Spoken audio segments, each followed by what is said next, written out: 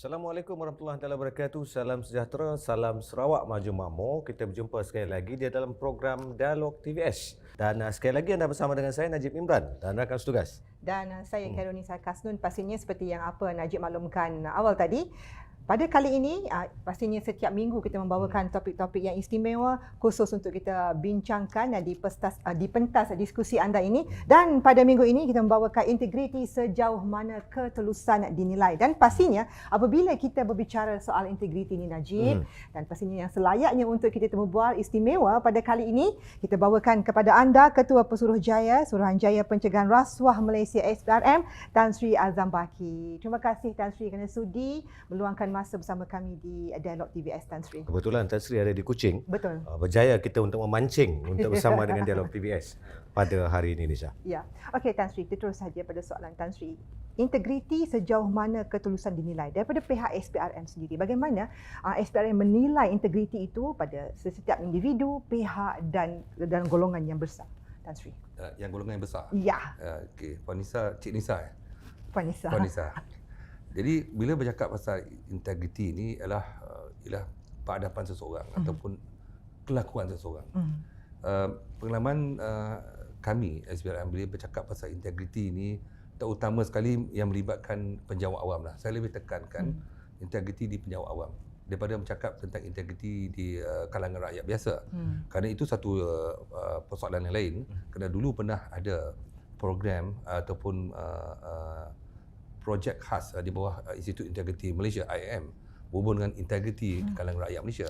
Tapi bagi pada SPRM kita lebih fokus daripada dulu hingga sekarang pun integriti di kalangan penjawat awam. Sebab itu bila bercakap tentang integriti ini adalah satu perkara yang perlu dimonitor, perlu diperhatikan dan perlu dipertingkatkan dan tidak ada kompromi di sini. Bila kerajaan melancarkan tentang isu tentang tata kelola, dia bercakap tentang integriti. Tata kelola dalam bahasa Inggerisnya menyebut tentang governance. Peraturan, sistem yang perlu dipatuhi. Sistem tu tidak akan berjalan dengan baik kerana pelaksananya adalah manusia yang mempunyai kuasa. Kalau manusia yang mempunyai kuasa tu tidak amanah, mereka seorang yang salah guna kuasa, maka buatlah apa pun sistem dan prosedur, maka sistem dan prosedur tu dilanggar oleh manusia yang tidak ada dalam dirinya sifat integriti. Dia tendensinya untuk kecenderungannya untuk menyalahguna kuasa, melakukan rasuah, sentiasa ada dalam diri mereka ni. Dan maka buat apa pun tak akan berlaku. Sebab itu berdasarkan pengalaman kita, isu integriti ni dia bertitik tolaknya daripada sistem. Saya boleh share di sini sebagai contoh. Tahun 2003 di mana Universiti Kebangsaan Malaysia telah diminta membuat survey di kalangan mahasiswa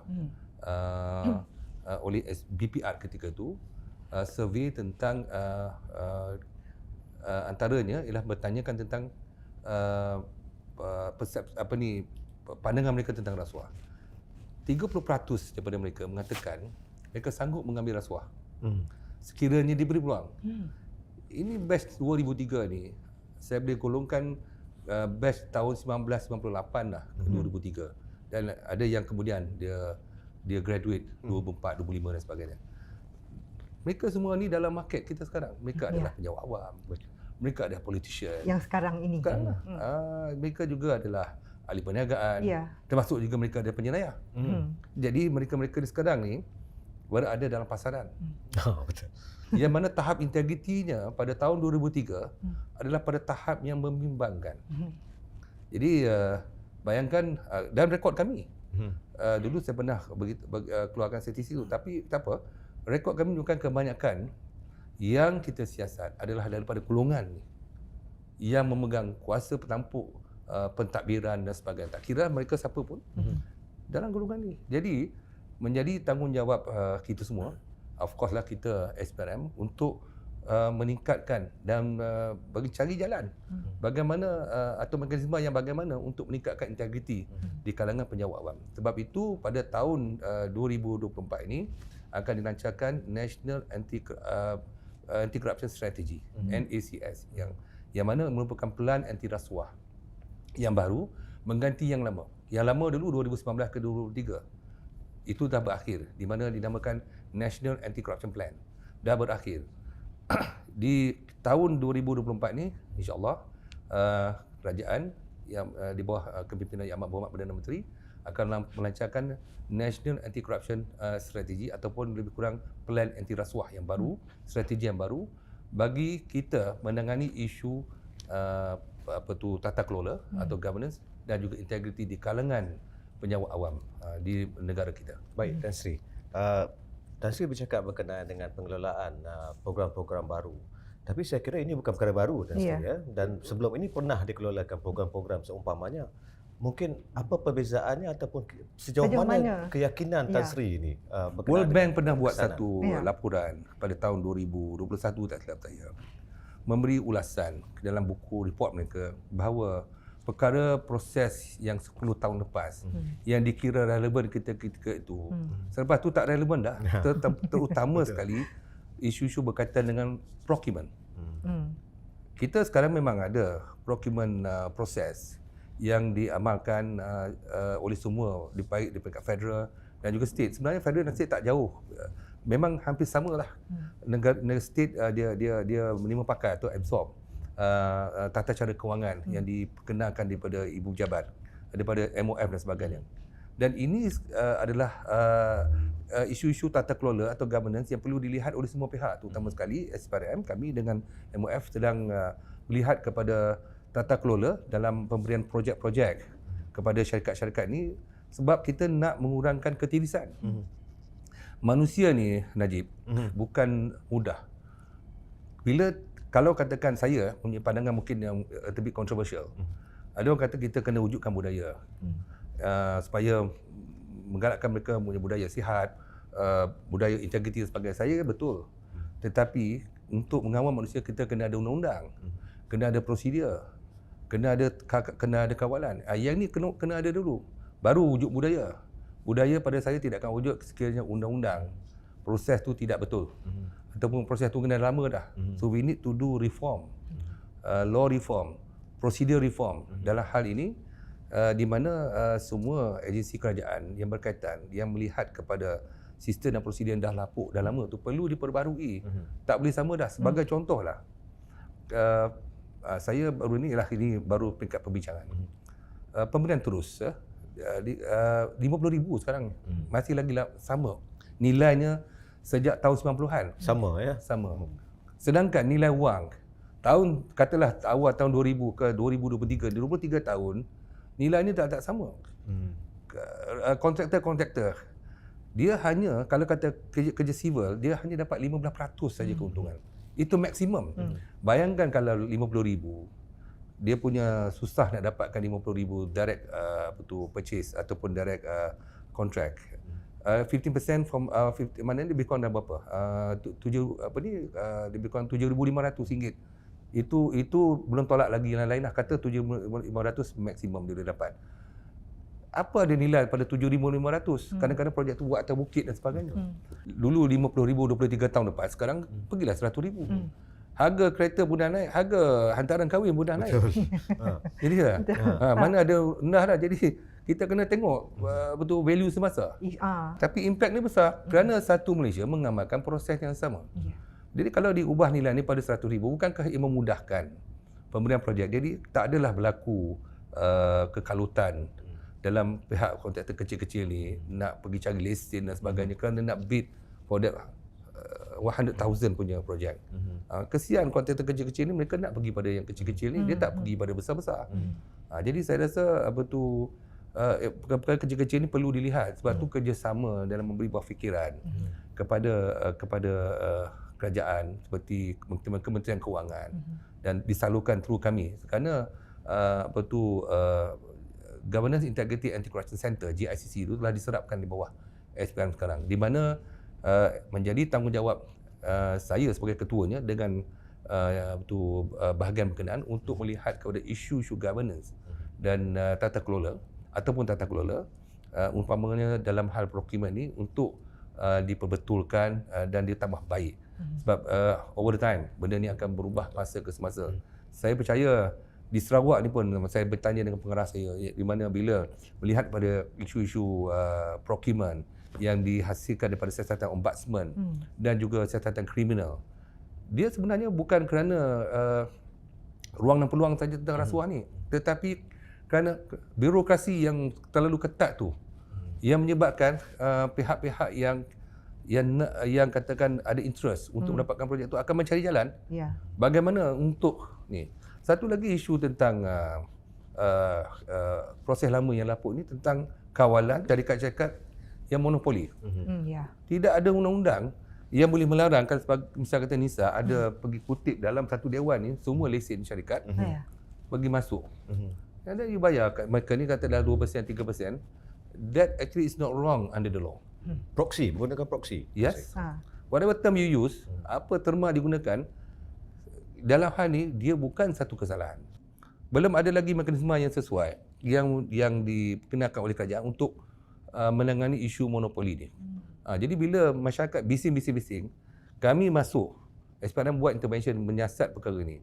Dan kita kemukakan. Jadi ini angle-angle ataupun ruang-ruang yang perlu dilihat dalam kita nak membetulkan, nak ke arah untuk betulkan governance.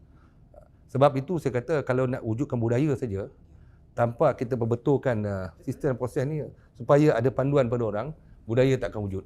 Baik, Tan Sri, kita akan berehat sebentar. Tetapi nanti antara soalan yang kita akan lontarkan kepada Tan Sri ni, kita ingin mengenali apakah benda yang semestinya morally wrong is legally wrong. Sementara itu kita akan berehat sebentar, Nisa.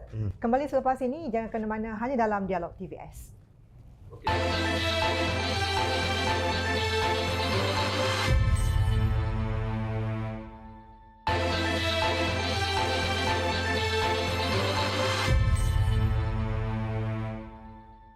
Baik, bertemu kembali dalam Dialog TVS, pentas diskusi anda, dan pada kali ini kita membawakan topik integriti sejauh mana ketulusan dinilai. Najib, sebelum kita berhenti rehat tadi, Tan Sri Azam Baki ada menyentuh mengenai dengan National Anti-Corruption Strategy yang akan dilancarkan nanti, which is strategi ini ataupun plan anti rasuah ini akan diperbaharui menurut kata Tan Sri kalau setelah lama dilihat semata-mata hanya untuk membasmi rasuah di negara ini.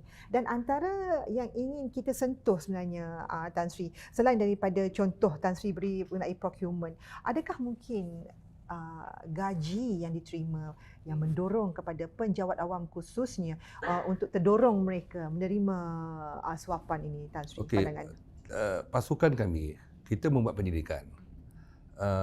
Among other things that yang kita dapati, memang kalau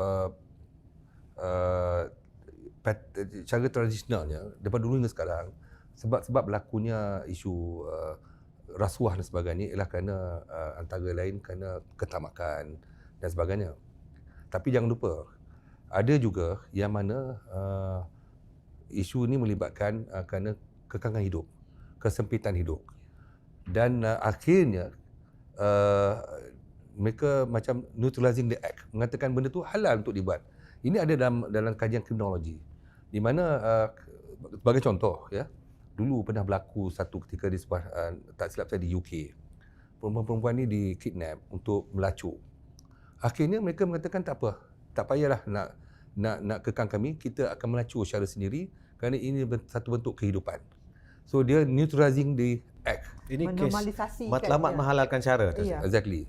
So mula-mula atas kesempitan hidup. Jadi akibat tekanan hidup tu maka mereka terdorong. Bukan didorong. Terdorong untuk melakukan perkara-perkara yang tak boleh. Sebenarnya benda ni berkaitan dengan kalau cakap Islam, iman lah. Kalau kuat imannya dia tak ambil. Jadi bukanlah berlaku pada semua. Jadi perkara-perkara ni bukan sahaja berlaku kepada mereka yang terlibat dalam hal-hal berkaitan dengan procurement, termasuk juga enforcement. Jangan lupa. Sebab tu enforcement corruption, tak terkejut bila katakan IGP baru ni bagi warning kan. Keluar dalam saya tak merujuk kepada benda lain.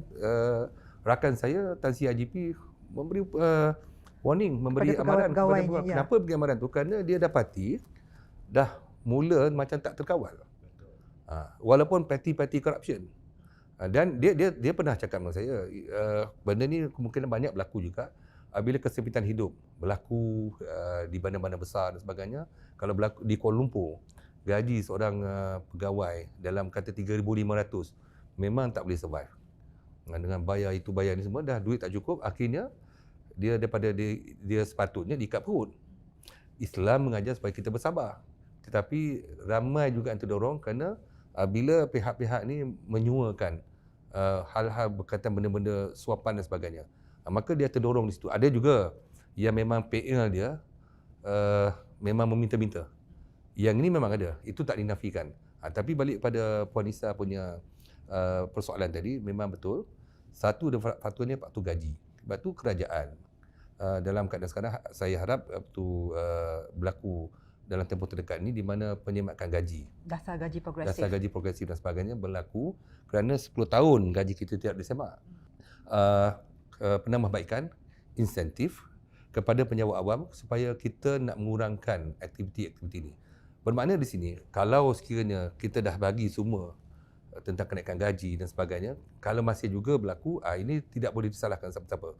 Sebab itu bila saya katakan tadi, bila dah diberi itu semua ni, maka selepas itu promoting budaya baik, integriti dan sebagainya, barulah boleh masuk. Kalau kita tak selesaikan isu-isu contoh gaji, isu tentang procurement, isu tentang proses dan sebagainya, macam mana kita nak wujudkan budaya? Ini perkara yang basic ni kena settlekan. Kalau gaji, sebenarnya kalau tanya saya, memang gaji satu perkara penting. Kalau gaji tak cukup diberikan kepada pekerja oleh majikan, kecenderungan pekerja untuk melakukan kesalahan seperti mencuri dan sebagainya adalah tinggi. Baik, Tan Sri, kita lihat salah satu benda yang saya hari itu berkesempatan untuk berbicara dengan salah seorang kawan saya lah, agensi penguatkuasa juga. Jadi saya tunjukkan kepada dia salah satu video TikTok berkenaan dengan big boss dia orang tu lah. So, respon dia Tan Sri, ni saya cakap terus ni dengan so kita tengok respon Tan Sri macam mana. Dia kata dia orang senang lah cakap gaji puluh-puluh ribu. Kita di bawah ni makan pun tak cukup, anak sekolah pun tak cukup. Dia orang sembang dia lebih. So, respon Tan Sri kepada kenyataan-kenyataan dalam kajian rasuah.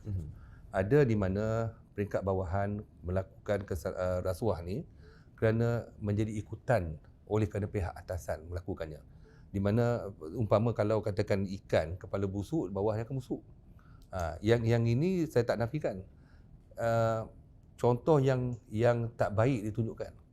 Yang ini perlu diberhentikan kerana kalau seseorang yang kata bos itu tidak menunjukkan exemplary yang baik, di mana saya tak tahulah kalau katakan seorang pegawai kerajaan yang tertinggi, dia sepatutnya dia menunjukkan contoh yang baik, tidak mahu dimewah-mewahkan.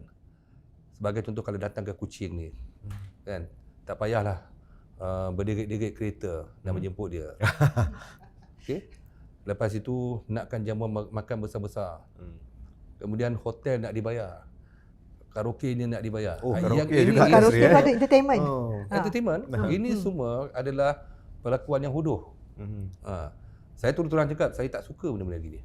Ada juga Tan Sri, maaf Tan Sri, ada juga dikatakan SPRM ni seolah-olah mencari salah mereka ikan-ikan bilis sahaja. Bagaimana dengan ikan-ikan jerung? Saya tahu tadi, kalau track record saya lah. Saya ni simpan segala track record tentang kalau kata masih lagi kata ikan bilis yang mana? Mata biru. Saya boleh tunjukkan ni ikan jagung banyak. Track record saya 2015 hingga ke sekarang.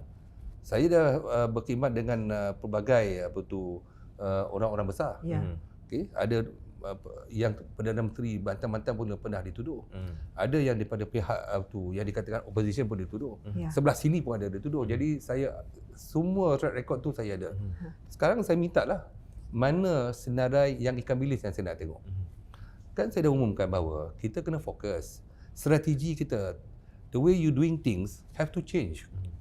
Sebab itu saya di SPRM, saya tidak menuntut kerajaan. Kalau tengok statement saya, untuk penambahan pegawai begitu banyak. Yang penting adalah metodologi yang you gunakan. Mekanisme apa? Dengan kekuatan yang ada. Kalau you nak memaksa kerajaan, sebagai contoh, tambah pegawai, tapi cara kerja you tak betul, tak guna juga. Jadi kita kena tahu limitationnya. Jadi kami ni bukan satu agensi nak cari salah orang, tapi kita fokus kepada strategi yang betul. Strategi kami ialah untuk mengurangkan dan mengekang keterisan. Keterisan boleh dua perkara. Satu, cukai tidak dikutip, hasil tak dikutip. Yang kedua, berlaku kehilangan kos, inflation of cost. Sebagai contoh projek dinaikkan sebagai 20%, 30% kerana nak bayar rasuah di pihak ni. Yang itu yang kita nak kekang. Ini yang kami nakkan.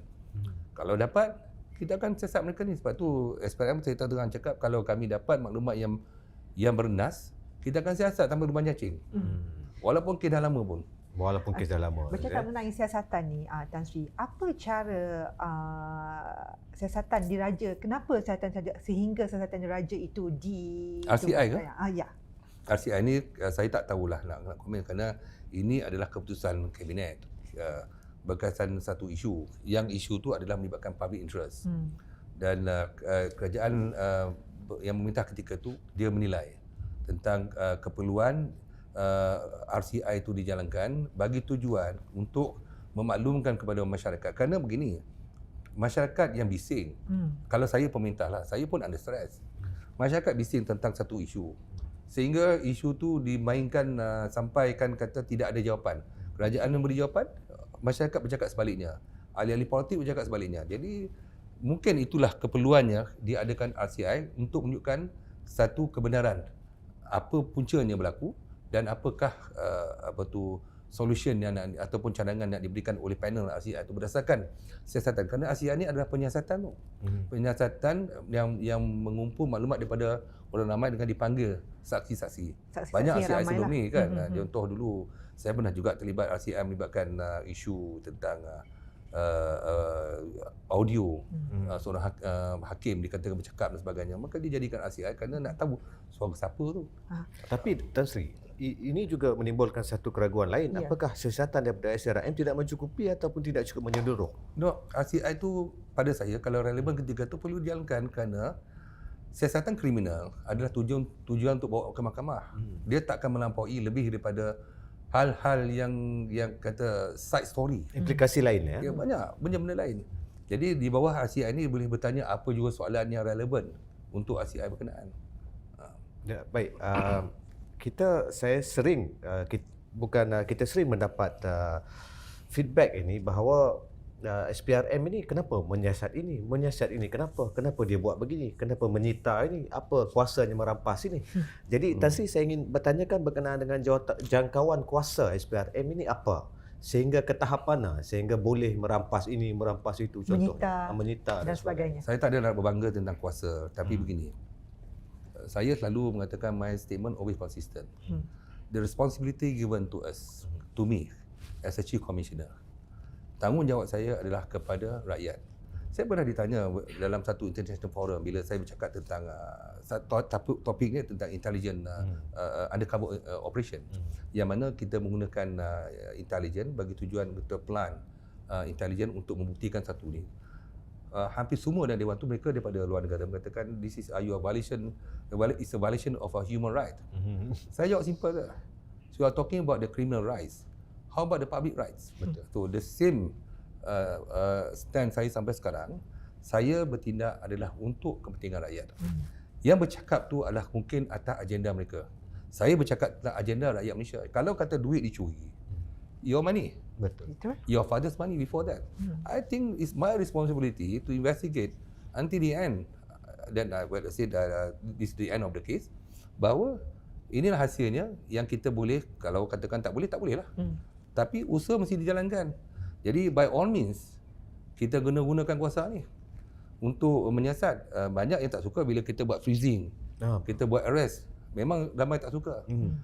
Dan tapi to be frank, kebanyakan pengadu lebih percaya kepada SPRM dalam membuat tindakan ini berbanding dengan agensi-agensi lain. Kerana kita pergi to root cause of the case, of the issue, sampai kita boleh selesai. Sebab SPRM ni kita bukan saja menyiasat tentang isu kriminal ataupun kita cuba kembalikan harta-harta tu, kita juga melihat kepada sistem dan prosedur yang dah lapuk untuk kita menasihatkan kepada kerajaan. Di bawah Seksyen 7 Akta kita very clear mengatakan selain daripada kita menjalankan kerja-kerja operasional, SPRM juga bertanggungjawab untuk menasihati. Di situ ringkasnya menasihati agensi kerajaan tentang sistem dan prosedur untuk mengelakkan berlakunya peluang dan ruang rasuah. Okey, Najib, kita nak tanya juga, nak sentuh juga mengenai mereka yang memberi maklumat ini yang sehingga mendorong kepada siasatan dijalankan. Tapi kita gantung dulu soalan ni, kita akan berhenti rehat sekali lagi. Kembali selepas ini, jangan ke mana-mana, hanya dalam Dialog TVS. Okey. Kakak, jangan buat macam tu. Kenapa? Kan ayah ada bagi tahu dulu, tak baik buang sampah merata-rata. Berdosa tau.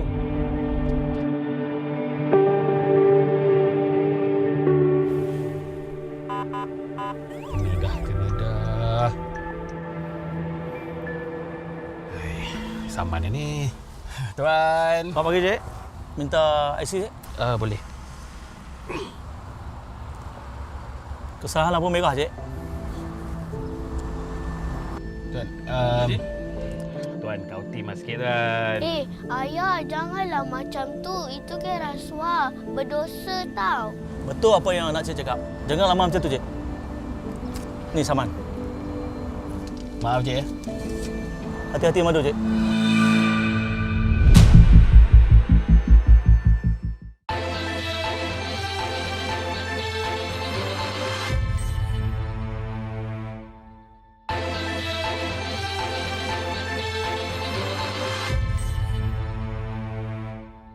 Baik, bertemu kembali dalam Dialog TVS. Okey, Tan Sri, sebelum kita berhenti rehat tadi, kita gantung soalan berkaitan dengan keselamatan pemberi maklumat ini.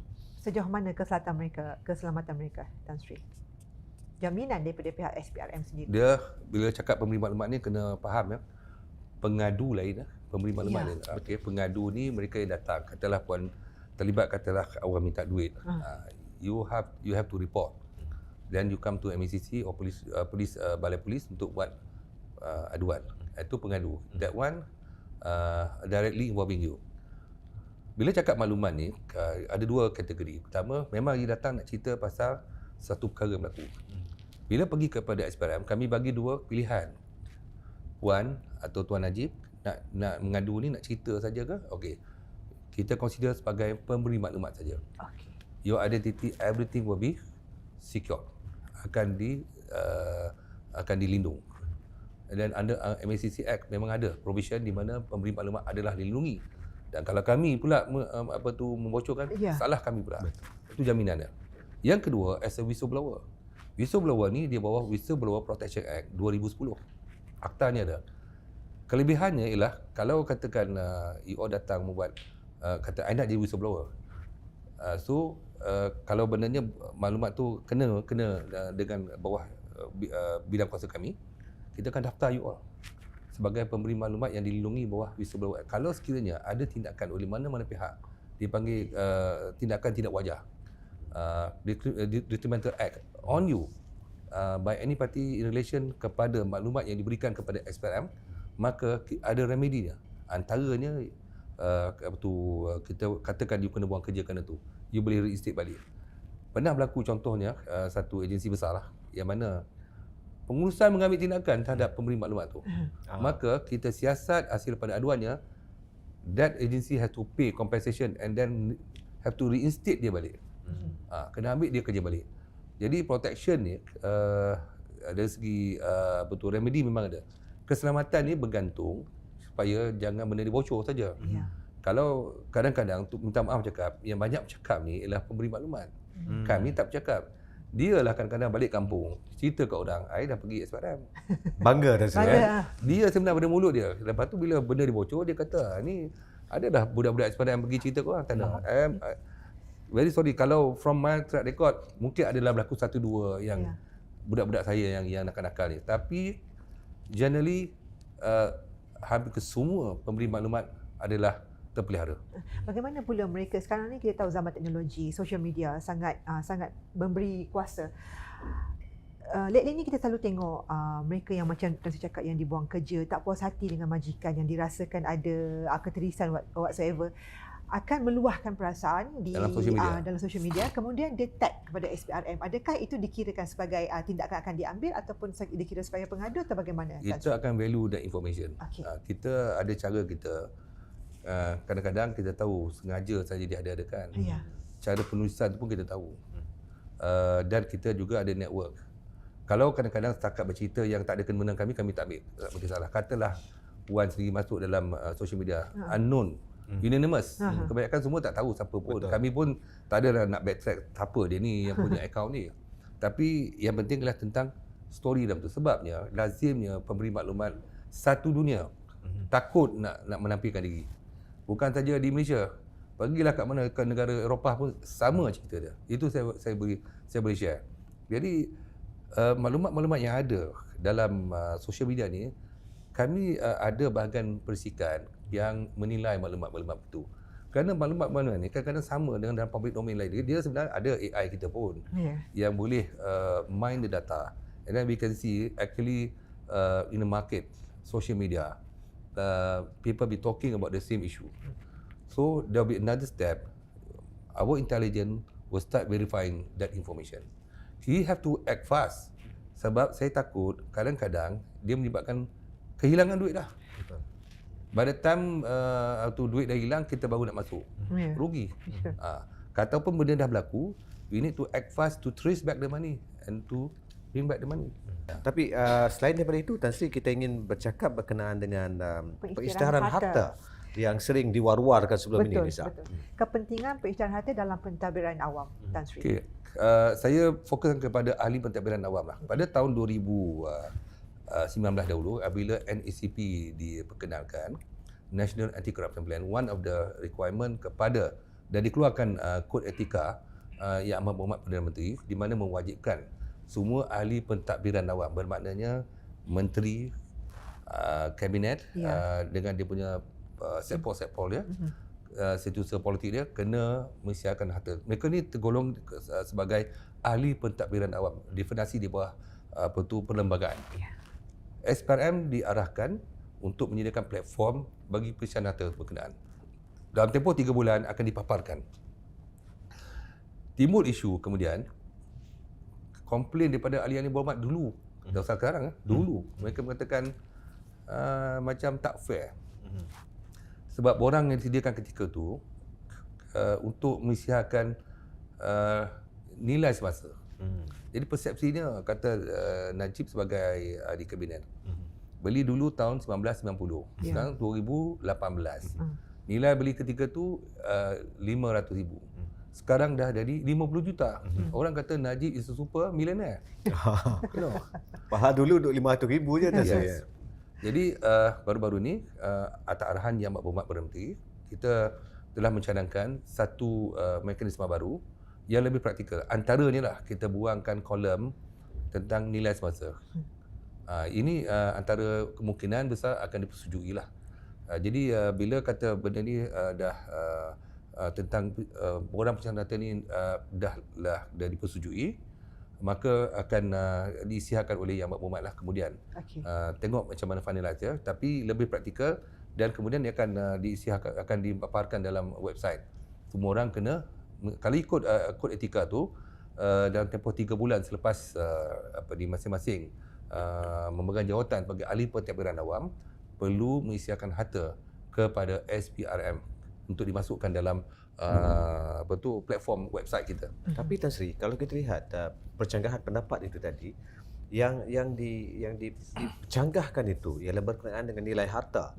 Tapi di sini SPRM bukan melihat kepada nilai sahaja. Kita melihat bagaimana mendapat wang untuk membeli. Itu saya kena betulkan.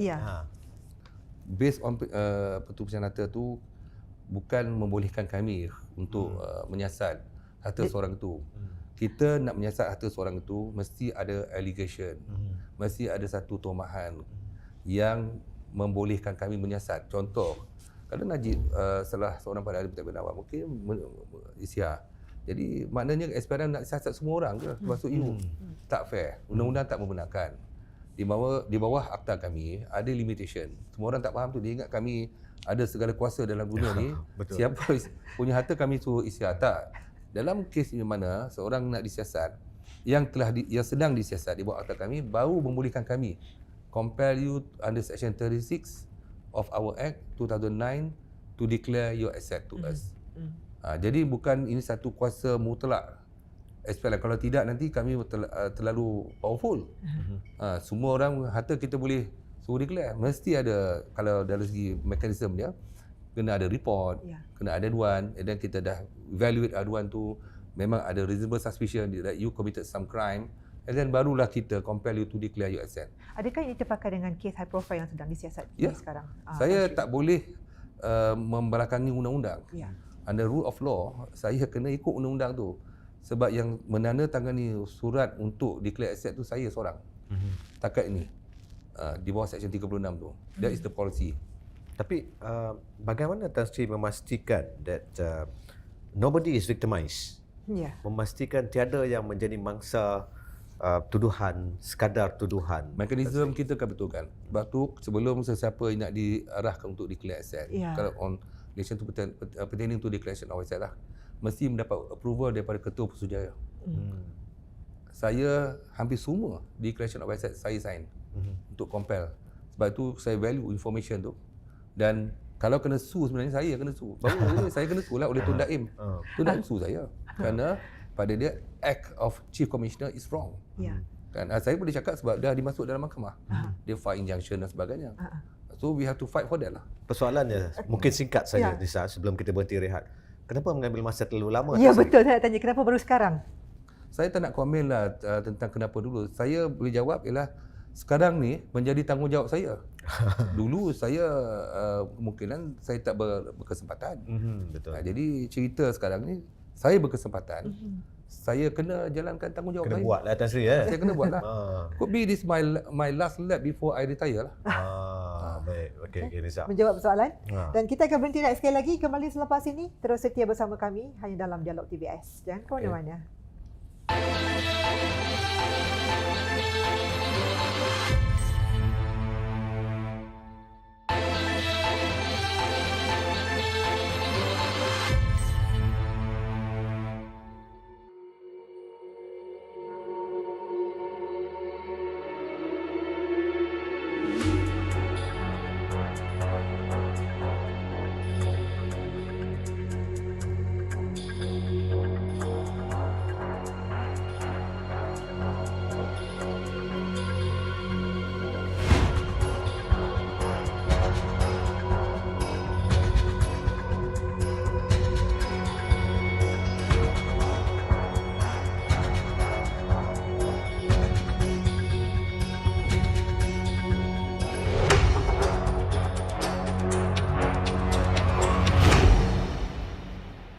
Okey, kita jumpa sekali lagi dalam Dialog TVS. Ini merupakan kita sudah hampir tamat sebenarnya Nisa, tapi ada sedikit lagi yang perlu kita tanyakan bersama dengan Tan Sri Azam Baki, Ketua Pusurujaya SPRM.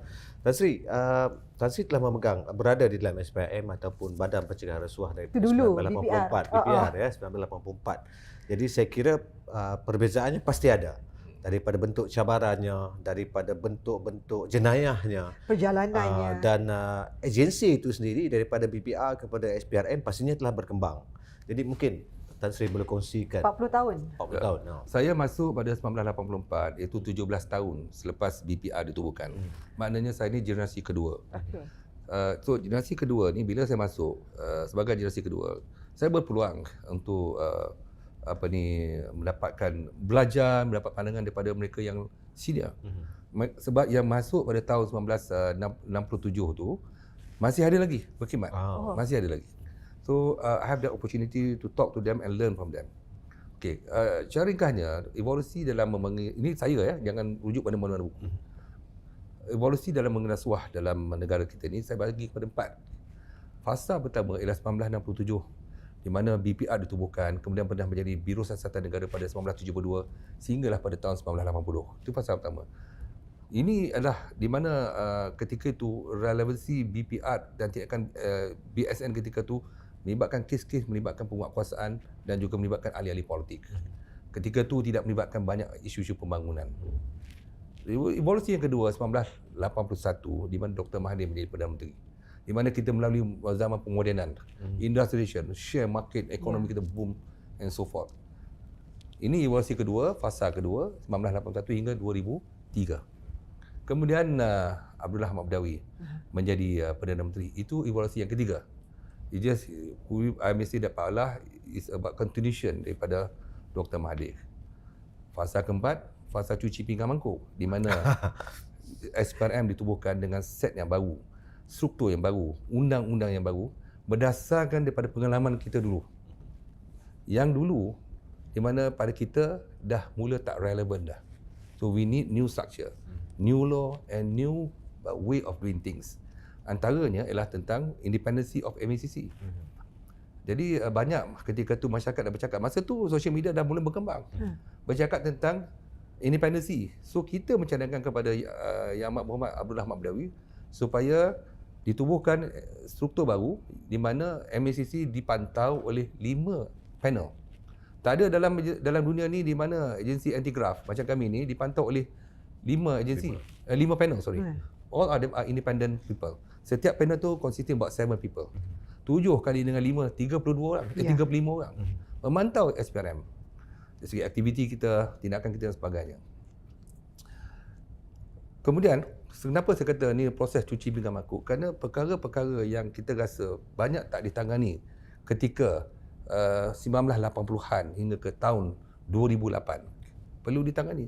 Salah satu daripada isu rasuah yang berlaku ketika itu menyebabkan kejatuhan banyak negeri di bawah Barisan Nasional. Ketika itu, saya bukan menyokong Barisan Nasional, tidak. Tapi that is indikator di mana Barisan Nasional tak silap saya hilang 5 negeri. Betul. Kerana isu rasuah tak ditangani dengan begitu baik. Jadi Perdana Menteri kita itu merasa Pak Allah merasakan tanggungjawab dia sebagai Perdana Menteri untuk membetulkan keadaan. Dan evolusi ni berterusan sekarang ni, proses cuci pinggan mangkuk ni. Sebagai contoh, saya nak relatekan tentang bagaimana manusia-manusia yang wujud ketika itu mahasiswa yang akan memegang tampuk pemerintahan. Tahun 2003 mereka ni mengatakan kita boleh menghalal cara ambil rasuah asalkan berdiri pada dia boleh. Nampak tak? Morally is betul wrong, and then your act actually dia kata is right. Ya. Jadi mereka menghalalkan cara ini nak dibetulkan minda ni. Jadi tugas kami masa tu ialah untuk membetulkan ni. Sebab tu kita paksa melakukan tindakan penguatkuasaan yang agresif. Banyak betul cara-cara kita gunakan selain kemudian kita beralih kepada enforcement plus integrity and good governance. Yang ini saya boleh simpulkan di mana perbezaan dulu hingga sekarang banyak yang kita dah ubah. Kalau katakan perubahan di segi cara kita menjalankan penyiasatan, kita dah pergi kepada penyiasatan yang melibatkan financial crime ataupun economic crime, kes-kes yang mana yang dipanggil corruption related offences. Kita embark on that sekarang ni. Sebab tu kita kurangkan, kalau kita nak lebih efektif, kami terpaksa kurangkan kes-kes yang kecil-kecil ni. Ini eloklah kita rujuk kepada jabatan-jabatan berkenaan. Kita tumpukan kepada kes-kes yang melibatkan kehilangan yang besar. Itu saya boleh simpulkan perbezaan dulu hingga sekarang, baik dari segi operational ataupun preventionnya. Even prevention sekarang ni, SPRM, kita ditanggungjawabkan dari segi melihat pada isu governance, isu tata kelola, isu integriti pegawai-pegawai awam, termasuk juga ahli-ahli pentadbiran awam untuk diperbetulkan. Dari segi visionnya, dari segi drive-nya datang pada seorang pemerintah, iaitu Yang Amat Berhormat Perdana Menteri. Yang Amat Berhormat Perdana Menteri, dia memberi kata dua, sesiapa saja melakukan rasuah, tak kira sama ada itu daripada kalangan ahli pentadbirannya, dia kata go ahead, I don't care. That is the orang kata tu satu iltizam yang tinggi. Saya ingat lagi kata arwah Harun Hashim, the first Director General of BPR at the time in 1967. Dia kata, if there's no political will, kan what may you nak cakap apa, it won't work. Tidak akan jadi apa pun yang you rancangkan. Jadi dia kata semasa dia jadi ketua pengarah ketika itu, dia diberi segala kebebasan oleh kerajaan ketika itu untuk bertindak kepada siapa saja tanpa memilih kasih, tanpa pilih bulu. Ini yang berlaku sekarang pada saya, kepimpinan Yang Amat Berhormat Perdana Menteri. Dia kata go ahead to who involved, even this is my friend, my cabinet members, you go ahead. That is the political will that every country needs. Baik, Tan Sri, mungkin tadi Tan Sri mungkin boleh saya kembali kepada apa yang Tan Sri cakap tadi. Tan Sri cakap berkenaan dengan kegagalan menangani rasuah itu. Ya. apakah maksud gagal menangani ini? Apakah maksudnya tindakan tidak diambil Dia bukan gagal. ataupun bagaimana? Gagal tu ya kerana kelekaan. Kelekaan. Cakap bahasa mudahnya kita leka dengan kebendaan. Maka kita lupa tentang perkara pokok tentang isu integriti. Sebab itu mungkin saya tak faham agama sangat, tapi banyak ahli-ahli ulama mengatakan kita boleh mengejar kebendaan tetapi jangan lupa kepada keagamaan. Jadi saya rasa kemungkinan ketika tu manusia di Malaysia ni mengejar kebendaan untuk mencapai kejayaan tanpa datang keberadaan kebersamaan dengan integriti. Integriti ataupun bercakap tentang integriti hanya mainan mulut saja tetapi Mainan tidak mulut. masuk dalam jiwa. Bila tak masuk dalam jiwa ni dia tak akan jadi integriti itu sebagai satu amalan hidup. Yang ini kena diperbetulkan. Bukan senang sebenarnya kita nak meningkatkan integriti manusia ni. Bukan senang. Kerana manusia yang ada sifat untuk melakukan jenayah ni bukan mudah untuk kita kawal. Dia akan sentiasa cari jalan untuk melakukan kesalahan. Tan Sri, gagal kerana leka kepada kebendaan. Adakah ia melibatkan projek mega yang berlaku pada sepanjang tahun? Dia bukan projek saja, it's opportunity. Tak semestinya projek. Kalau you ada kuasa dan you leka, dia nak melakukan kesalahan tak semestinya projek. Di mana bila ada kuasa tentang enforcement pun boleh. Kalau katakan dia tidak ambil tindakan terhadap berlaku penyeludupan, dia tidak melakukan tindakan kerana tindakan tentang isu subsidi misal kata, hasil negara tak dikutip dan sebagainya, itu enforcement. Enforcement negara kita ni besar, dia punya margin dia. Bukan procurement saja. Procurement yes, salah satu daripadanya di mana projek-projek besar masa tu mega projek terbentang luas, dan ketika tu opportunity. Salah satu pada kajian rasuah ialah berlakunya rasuah kerana berlakunya ruang dan peluang yang besar. Dan di situ manusia boleh gelap mata. Ini tak ada siapa pendorong pun, dia sendiri gelap mata. Dari siapa dorang boleh gelap Baik, mata sendiri. mungkin berkenaan dengan apa yang Tan Sri cakap tadi, mungkin sekarang ini Tan Sri, saya kira harus tanya ni. Kes yang salah satu kes yang berprofil tinggi sekarang ni berkenaan dengan kes bekas ahli politik yang masalahnya kes ini telah mengambil masa selama 40 lebih tahun Tan Sri. Jadi soalannya kenapa hanya sekarang tindakan diambil Tan Sri? Seperti jawapan saya tadi, kenapa sekarang ni tanggungjawab saya. Kalau yang dahulu katakan mungkin ada kekangan, tapi pada saya kena jalankan tanggungjawab saya. Kalau saya tak buat, saya akan bagi soalan pada Puan Nisa dengan Najib. Satu hari you akan kata kenapa masa KP SPRM tu dia tak buat.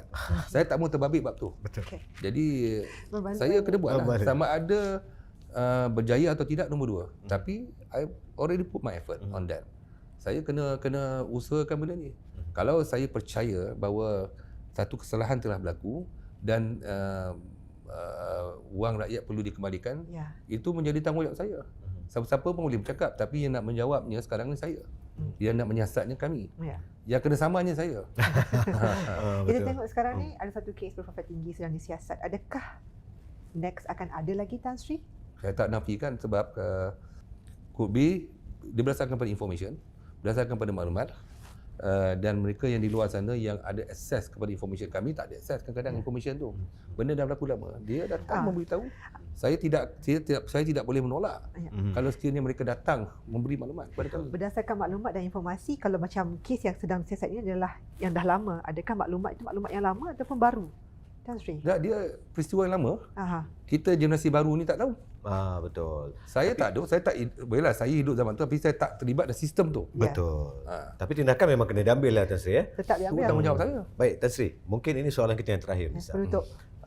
Tan Sri berada di dalam satu tampuk kepimpinan agensi yang cukup sensitif ini Tan Sri. Dan saya kira cabarannya pasti ada, tekanannya pasti ada.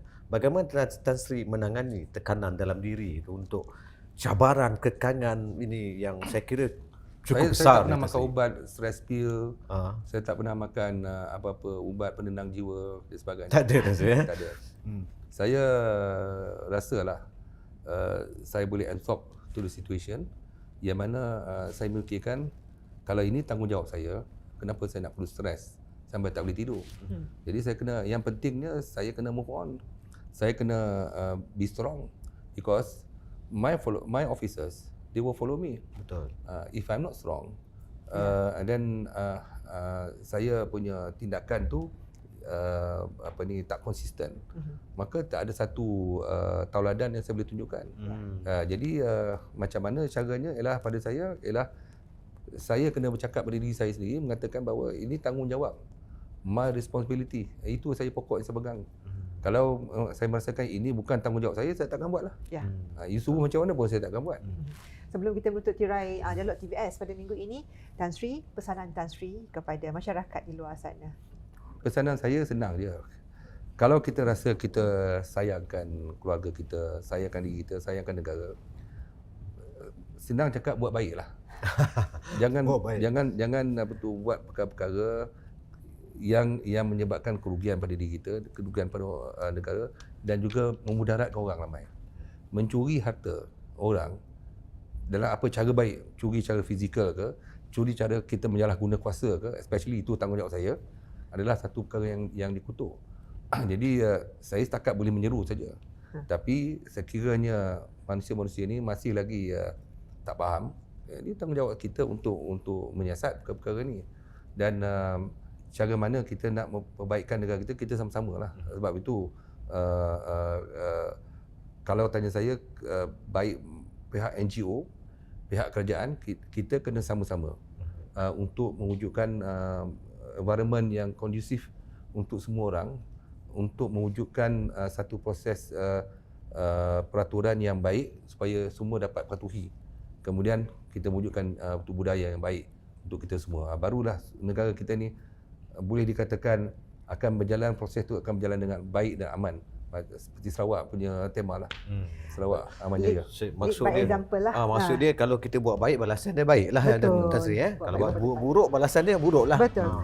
Baik, dengan itu sekian dulu dialog TVS. Terima kasih kepada Tan Sri Azam Baki, Ketua Pesuruhjaya XPRM, kerana sudi meluangkan masa bersama kami di dialog TVS, berkongsi cerita, pelbagai cerita yang kita dapat, Najib. Dengan itu sekian dulu. Jangan lupa kepada anda terus setia bersama kami, hantarkan pandangan dan cadangan anda di semua platform media sosial kami.